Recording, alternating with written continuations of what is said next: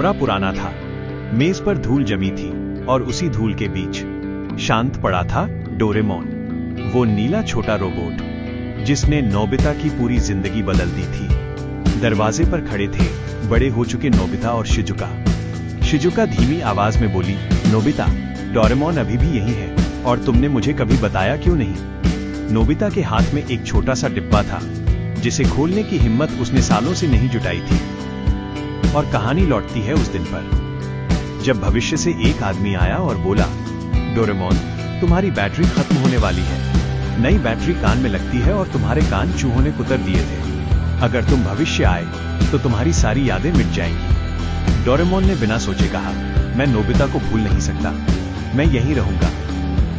लेकिन उसी पल पीछे से एक गोली चली। डोरेमोन गिर पड़ा और उसकी आंखों की नीली चमक बुझ गई।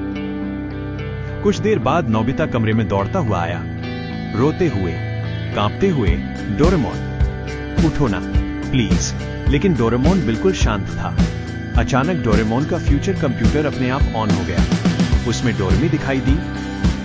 नोबिता, बैटरी बदलना असंभव है, टाइम ट्रैवल पर रोक लगी है। अब डोरेमोन को बचाने का रास्ता सिर्फ तुम हो। स्क्रीन बंद, कमरा फिर शांत।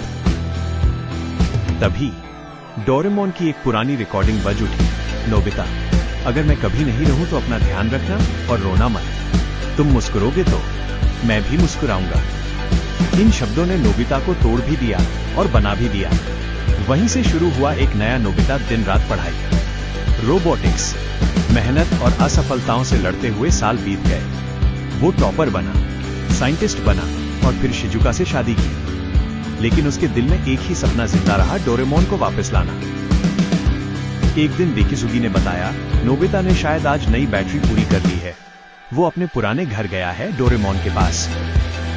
उधर नोबिता और शिजुका पुराने कमरे में प्रवेश करते हैं। वही मेज, वही धूल और वही शांत पड़ा डोरेमोन। नोबिता ने डिब्बा खोला, नई बैटरी निकाली और कांपते हाथों से उसे डोरेमोन में लगा दिया। कुछ सेकंड की खामोशी, फिर डोरेमोन की आंखें हल्की सी चमकी। नोबिता, होमवर्क कर लिया?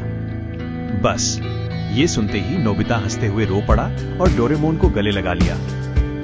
तभी टाइम मशीन से शिवाशी और डोरेमी आए। शिवाशी ने सच स्वीकार किया, अगर डोरेमोन भविष्य जाता तो वो तुम्हें हमेशा के लिए भूल जाता। उसे फिर से जगाने का रास्ता केवल तुम थे। थोड़ी देर बाद जियान, सुनेओ और डेकिसुगी भी पहुंचते हैं। डोरेमोन को देखकर सबकी आंखें भर आती हैं। सालों बाद दोस्त एक जगह हंसते हुए